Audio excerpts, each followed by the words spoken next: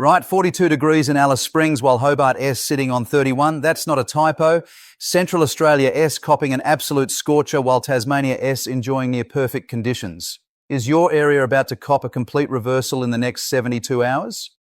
Because what I am seeing in the latest access model runs is frankly a bit unusual for early February. Currently, we've got severe weather warnings active across 3 states. The Bureau of Meteorology has issued severe thunderstorm warnings for southeast Queensland, northern New South Wales and parts of the Northern Territory. We're re-looking at around 8 million people in the potential impact zone. But here is the thing, the timing of when this hits your specific location makes all the difference between a light shower and a serious rain event. In the next 60 seconds, I am going to give you exact timing for Sydney, Melbourne, Brisbane, Perth, Adelaide, Hobart and Darwin. But first, chuck your location in the comments right now and I'll get you a personalised forecast for tomorrow's video. Sydney, you are looking at showers developing late Monday afternoon around 4 or 5 p.m, heaviest overnight into Tuesday morning. Melbourne, completely different story. You are staying dry until Wednesday, then a cold front arrives. Brisbane and the Gold Coast, patchy storms Monday evening, better organised system Tuesday afternoon. Perth, you are in the clear until Thursday. Adelaide, similar to Melbourne, dry until midweek. Hobart, mate, you've got the best run, sunny conditions through to Friday. Darwin, this is where it gets interesting, and I'll come back to the top end in about 3 minutes because there's a developing tropical low we need to discuss. Now, the big picture, we've got a heat trough sitting over Central Australia, pushing temperatures into the low to mid-40s across the interior. Alice Springs, as I mentioned, 42 degrees today. Tennant Creek, 40 degrees. Mount Isa, 39. But here's what has changed in the last 12 hours. The Southern Ocean front that was tracking well south of the continent has taken a sharper northward turn. The European model picked this up yesterday. Access caught up overnight, and now both are showing this cold air mass interacting with the heat trough by Tuesday evening. For you lot in southeast Queensland, this creates a pretty textbook setup for severe thunderstorms. The timing looks like late Monday into Tuesday. Toowoomba could see storms Monday evening around 7 or 8 p.m. Brisbane, more likely after midnight into Tuesday morning. Sunshine Coast, early Tuesday morning. But, and this is important, there is still uncertainty around exactly where the most intense cells develop. The models are showing potential for large hail, damaging winds up to 90 kilometres per hour and locally heavy rainfall. Some isolated areas could see 50 to 80 millimetres in a short period. Gold Coast and northern New South Wales, you are in a similar boat. Lismore, Ballina, Byron Bay, Tweed Heads, you are all in the firing line for Tuesday.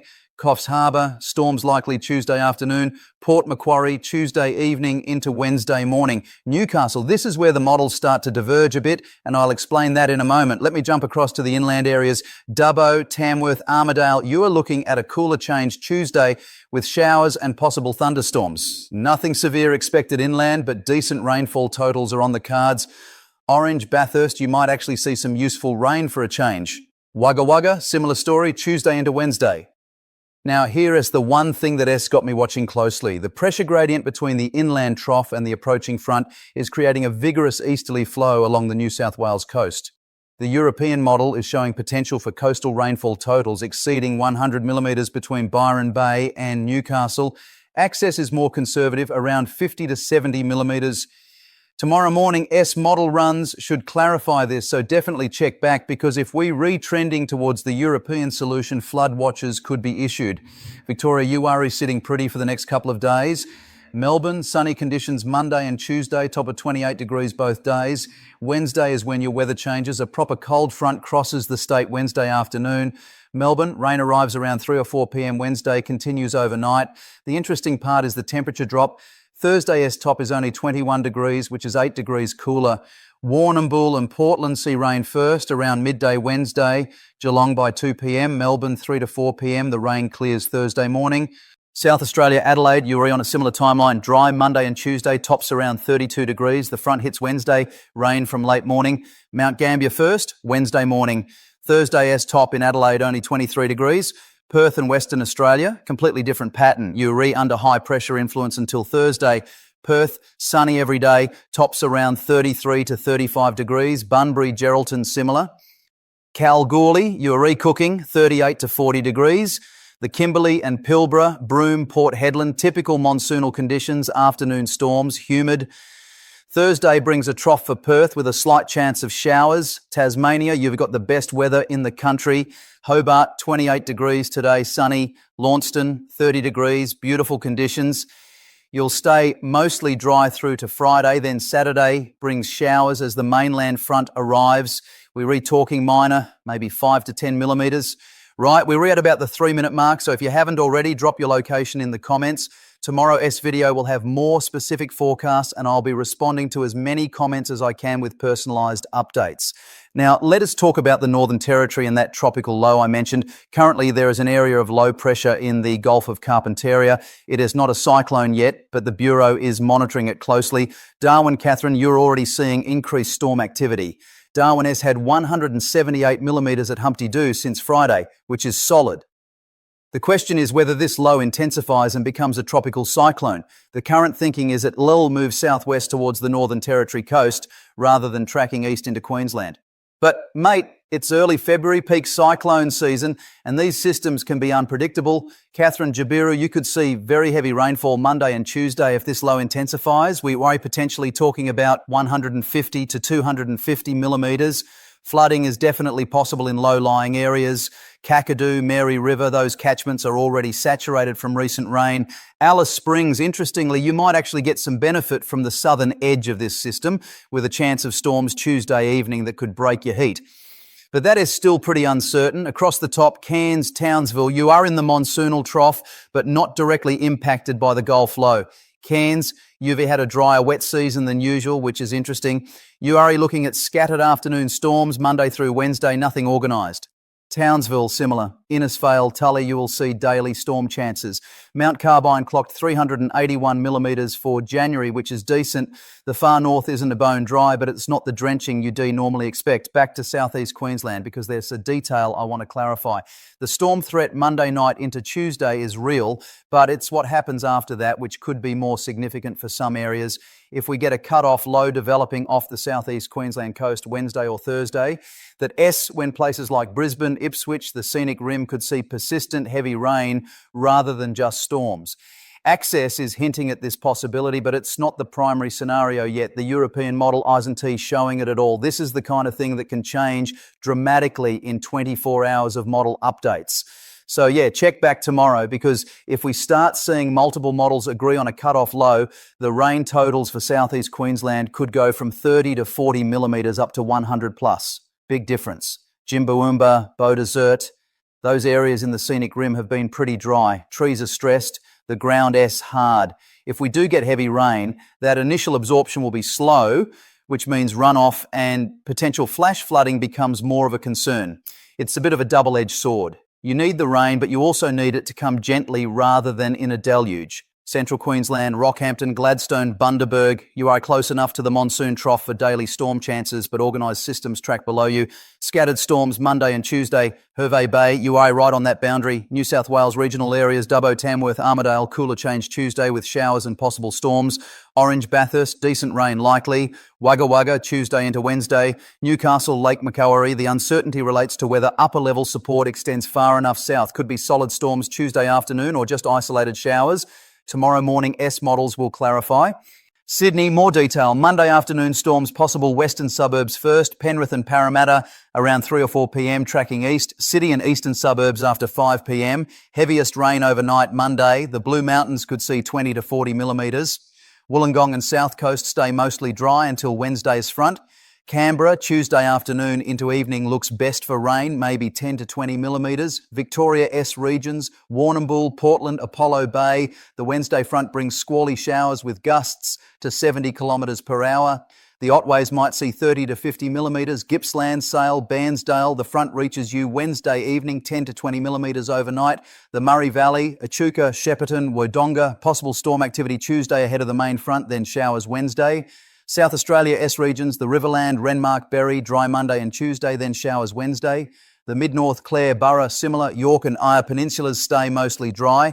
Port Lincoln, Ceduna, maybe 5 to 10 millimetres Wednesday.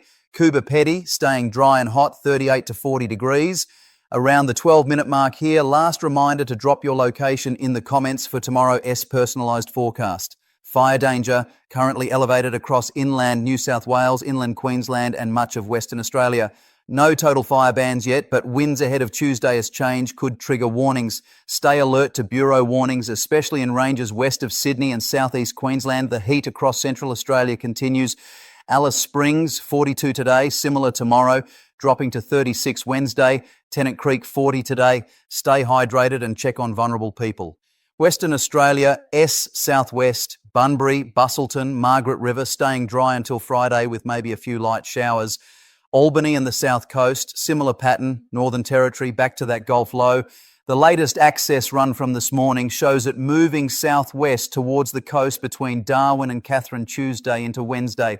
If it does intensify into a tropical cyclone, which is maybe a 30 to 40% chance at this stage, we'd be looking at potential wind gusts over 100 kilometres per hour near the centre. But even if it stays below cyclone strength, the rainfall is going to be significant. The monsoonal trough is pumping moisture into that system. Darwin, you could see another 100 to 150 millimetres Monday through Wednesday. Catherine, similar or possibly higher if you end up closer to the low S centre. Timing for the top end is tricky because these monsoonal lows can meander. They done to track in straight lines like mid-latitude systems. So while the current expectation is southwest movement, it could wobble east or west, which changes everything for individual locations. That SY, I'll have a detailed update tomorrow once we get the new model data. Queensland, S-Gulf Country, Mount Isa, Cloncurry, you are on the eastern fringe. Daily storms, humid. Mount Isa at 39 degrees with high humidity feels brutal, pushing mid to high 40s. Take heat seriously if working outdoors. Regional centres, Toowoomba, storms Monday evening. Darling Downs, Dalby, Warwick, similar timing. Ipswich and western Brisbane suburbs, Monday evening into overnight. Sunshine Coast, hinterland, Malini, Nambour, late Monday afternoon. Coastal Strip, Caloundra to Noosa after midnight Tuesday. Gayndah, Murgon, Kingaroy, Monday evening storms. Gladstone, Yeppoon, scattered storms Monday and Tuesday. Mackay, Airlie Beach, daily afternoon storms, nothing organised. Western Australia, S southwest, I haven't given you much detail yet. Bunbury, Busselton, Margaret River, you're staying dry until Friday when a weak front might bring a few showers. We're talking less than 5 millimetres, so don't cancel any plans. The Perth Hills, Mundering, Kalamunda, same story. Albany and the south coast of WA, Uri typically wetter than Perth, but this week Uri also staying mostly dry. Maybe a few showers Friday, but nothing significant. All right, here's the thing about forecast uncertainty that I want to emphasise. Everything I've told you today is based on the most recent model guidance. Weather forecasting beyond 48 hours has inherent uncertainty.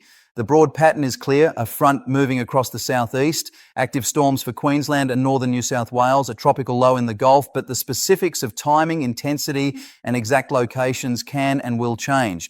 That is not the models being wrong, that is just the nature of the atmosphere. Small changes in one variable can cascade through the system. What that means for you is don't make critical decisions based solely on a forecast from 3 days out. Use this information to be aware of what is possible, but check back daily for updates as we get closer to the events. Tomorrow I'll have much better clarity on Tuesday's sea storm risk.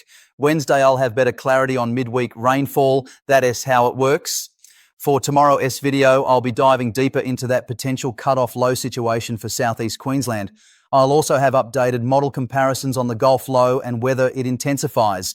And I'll have more specific timing for all the capital cities for the Wednesday cold front. Plus, as always, I'll be responding to your comments with personalised forecasts. The main takeaways for tonight: southeast Queensland and northern New South Wales, be prepared for storms Monday night into Tuesday, possibly severe in isolated areas. Melbourne, Adelaide, Sydney and southern New South Wales, you're getting a cold front Wednesday. Nothing severe but a decent temperature drop. Northern Territory, monitor that Gulf low closely. Heavy rain is coming regardless of whether it becomes a cyclone.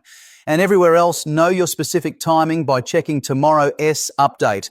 If you found this helpful, chuck a like on the video, helps the channel grow. And seriously, drop your location in the comments. I want to give you the most accurate forecast I can for your specific area, but I need to know where you are. Whether you're in a capital city or a small regional town, I'll do my best to get you covered in tomorrow's video. Cheers for watching, stay safe, and I'll see you tomorrow with the latest